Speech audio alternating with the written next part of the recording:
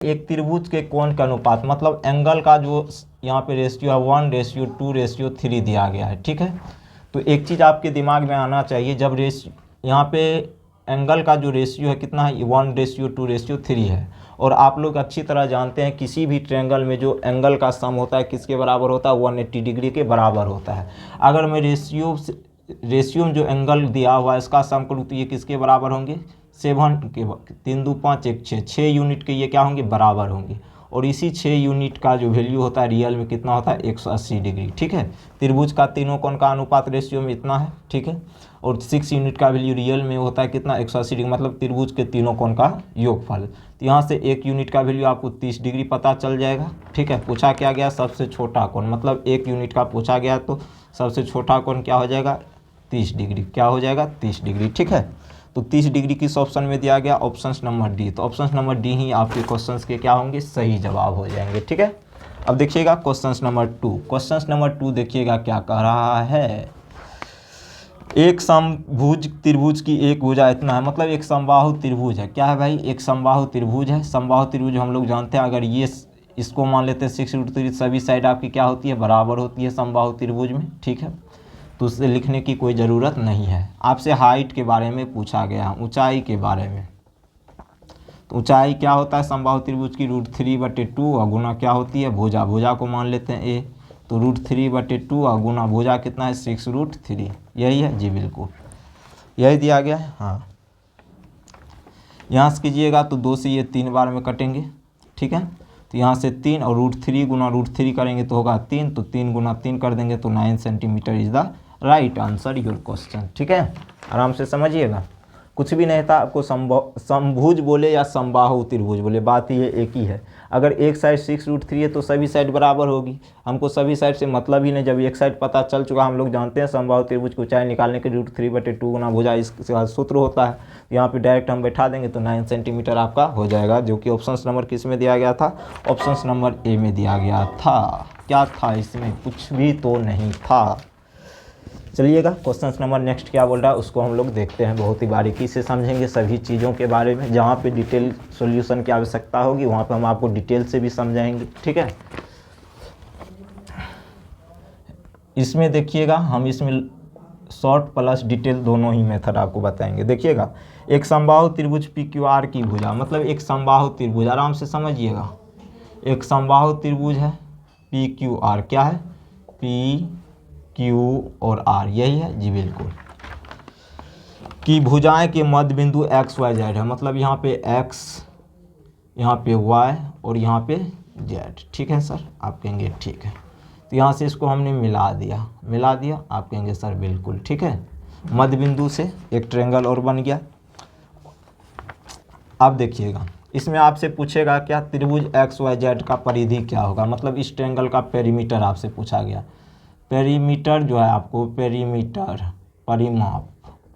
Perimeter आपको दिया गया है PQR का, कितना दिया गया है, 24 सेंटीमीटर, ठीक है।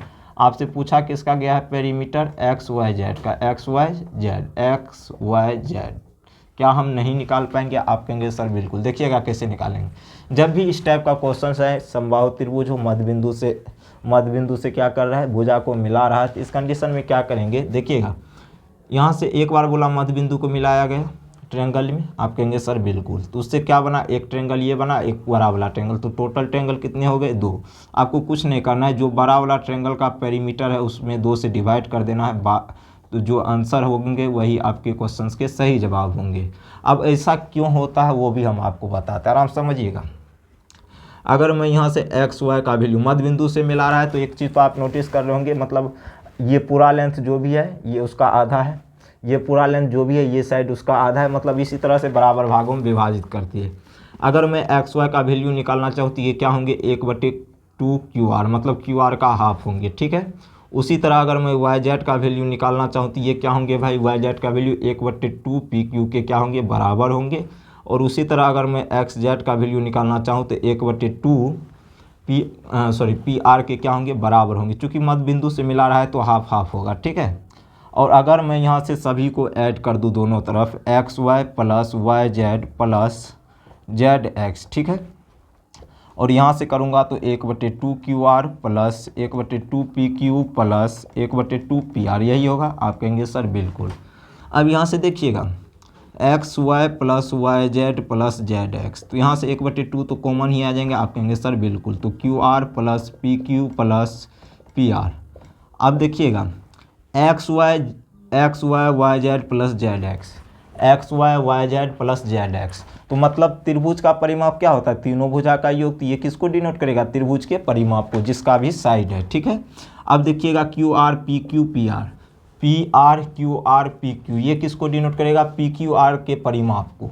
तो इसका वैल्यू ही आपको क्वेश्चंस में दिया गया था कितना? 24। तो इसमें क्या करेंगे? 24 से गुना करेंगे तो काटेंगे तो कितना हो जाएगा? 12 सेंटीमीटर। ये रहा इस क्वेश्चन का लॉजिक, ठीक है, कैसे ये होता है। अगर डायरेक्ट करना है तो एक बार मध्य बिंदु से मिलकर बन रहा है तो डायरेक्ट क्या करना है? 24 में 1 बढ़ा के 2 से भाग कर देना, आंसर आपके निकल जाएंगे, ठीक है। अगर लॉजिक नहीं पता था तो लॉजिक भी हमने आपको बता दिया ये कैसे होता है, ठीक है। अब हम लोग बढ़ते हैं क्वेश्चन नंबर नेक्स्ट की तरफ, ठीक है। और ये किस एग्जाम में क्वेश्चन पूछे गए हैं आपको स्क्रीन पे दिख रहा होगा, ठीक है।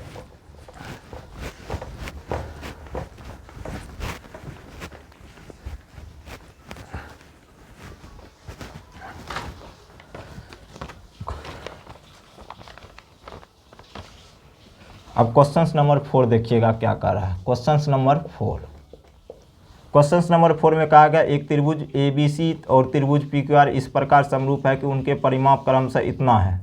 देखिएगा एक त्रिभुज है, क्या है त्रिभुज? एक त्रिभुज है ABC, क्या है? ABC, और एक त्रिभुज क्या है? PQR, PQ और R, यही है। आप कहेंगे सर बिल्कुल।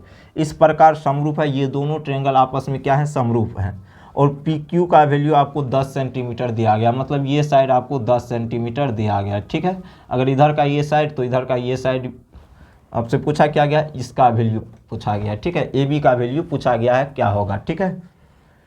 अब देखिएगा इसमें दिया क्या गया? उनका परिमाप, मतलब इस ट्रायंगल का जो परिमाप दिया गया है पेरीमीटर, कितना दिया गया इसका पेरीमीटर? 36 सेंटीमीटर, और इसका दिया गया है 24 सेंटीमीटर, यही दिया गया है जी बिल्कुल। और एक चीज़ हम लोग जानते हैं, पेरीमीटर मतलब परिमाप का जो अनुपात होता है, परिमाप का जो अनुपात होता है वो साइड के रेशियो के बराबर होता है। अगर इधर का मतलब किसका ले रहे हैं? त्रिभुज ABC का परिमाप, तो इधर से त्रिभुज ABC का ही साइड लेंगे, क्या?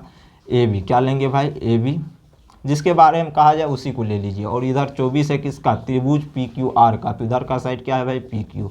बस इससे आपको तुलना कर देना है, आंसर आपके आ जाएंगे।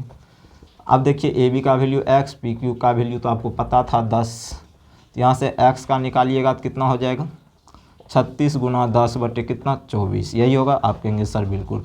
6 से 4 बार में, 6 से ये कितना बार में? 6 बार में, 2 से 2 बार में, 2 से 3 बार में, 2 से ये 5 बार में, तो x का जो वैल्यू होगा कितना हो जाएगा? 15 centimetre is the right answer, ठीक है। 15 सेंटीमीटर इस क्वेश्चन का क्या हो जाएगा? सही जवाब हो जाएगा, जो कि ऑप्शन नंबर A में दिया गया था, ठीक है। अब देखिए एक चीज़ हम आप लोग को और बता देते हैं, यहाँ पे इसका साइड कितना है? 15।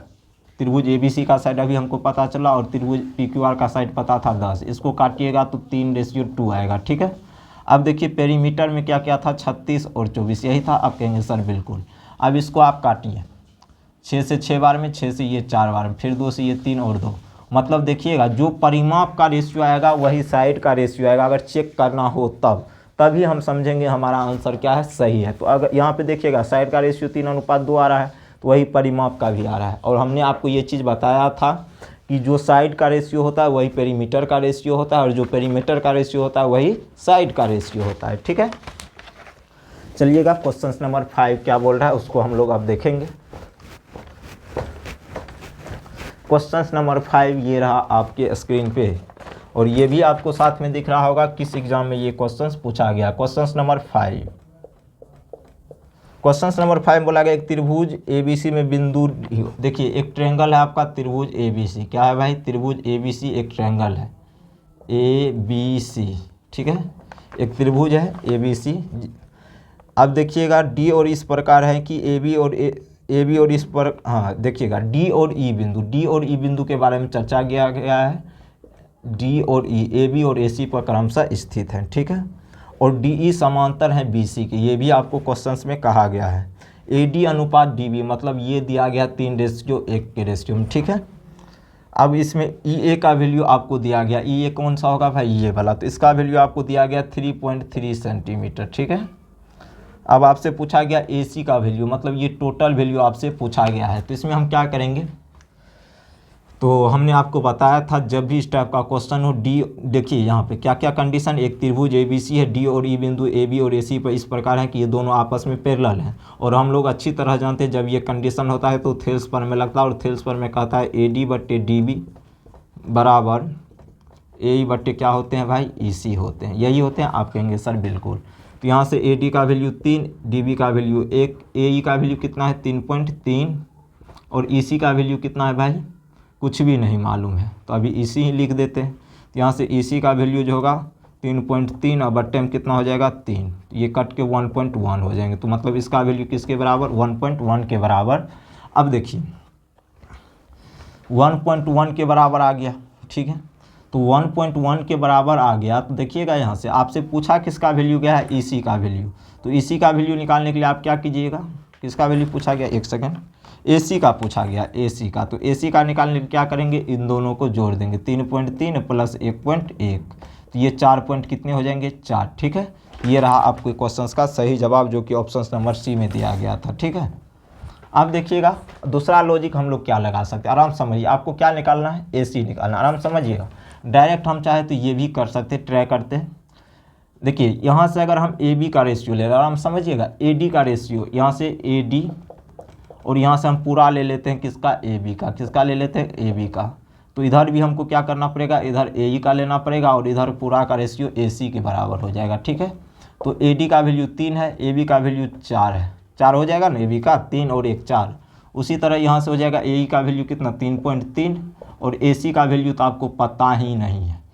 तो AC का वैल्यू पता कैसे नहीं है भाई, पता तो है हमें, कैसे, तो अगर ये 3.3 है, सपोज कीजिए ये 3.3 AE है, और यहाँ पे नहीं कुछ तो x तो होगा ही, जी बिल्कुल होगा।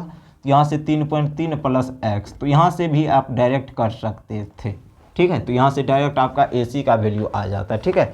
लेकिन जो भी मेथड आपको पसंद आ रहा है उस मेथड को फॉलो कीजिए, कहीं भी कोई परेशानी नहीं है। दूसरा लॉजिक भी हमने बता दिया, ठीक है। अब चलते हैं हम लोग क्वेश्चन नंबर 6 की तरफ। देखिएगा क्वेश्चन नंबर 6 क्या कह रहा है। दोनों मेथड हमने आपको बताया है, जो आपको पसंद आए उसको अपनाइए, कोई दिक्कत नहीं होने वाली, ठीक है। क्वेश्चन नंबर 6 ये रहा आपके स्क्रीन पे। यदि किसी समकोण त्रिभुज में एक समकोण त्रिभुज है, जी बिल्कुल, ये 90 डिग्री है, समकोण त्रिभुज है, तो एक एंगल 90 डिग्री के बराबर ही होंगे। स्पष्ट नहीं कहा गया है कौन सा है, तो हम किसी को मान सकते हैं।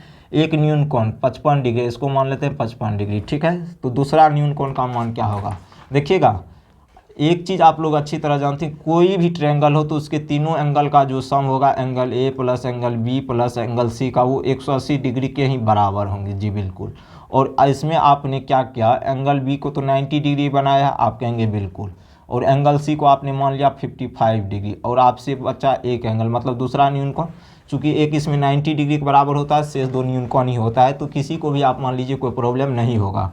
तो यहाँ से 180 डिग्री बराबर होंगे, तो एंगल A का जो वैल्यू होगा क्या हो जाएगा, एंगल A का वैल्यू हो जाएगा 35 डिग्री, किसके बराबर हो जाएगा, 35 डिग्री के बराबर, ठीक है। ये सब करने का ज़रूरी नहीं था, आप सीधा ये दिमाग लीजिए, अगर ये 55 डिग्री है, इन दोनों का सम 90 डिग्री के बराबर होना चाहिए, तो 35 ऐड करेंगे तो हो जाएगा किसके बराबर, 90 डिग्री के बराबर। तो जो जिस ऑप्शन में 35 डिग्री हो जाएगा वही आपका सही जवाब होगा। तो ऑप्शन नंबर D ही आपके क्या हो जाएंगे, सही जवाब, ठीक है। ये सब करने का, ये तो हमने आपको डिटेल में थोड़ा बता दिया, ठीक है। और ये चीज़ भी ध्यान रखेंगे, कोई भी समकोण त्रिभुज हो तो उसमें क्या होता है, एक एंगल हमेशा 90 डिग्री के बराबर होता है, शेष 2 उसमें न्यून कोण ही होते हैं, 90 डिग्री से छोटा ही होगा हमेशा, ठीक है। और इसमें आपको क्या करना चाहिए, मतलब इन दोनों एंगल का सम 90 डिग्री के बराबर होगा। अगर ये 55 डिग्री है तो ये 35 डिग्री, अगर ये 55 होता तो ये 35 डिग्री होता, ठीक है। तो आंसर आपको वहीं से आ जाती, ये सब करने की ज़रूरत ही नहीं पड़ती, ठीक है। आगे देखिएगा क्वेश्चन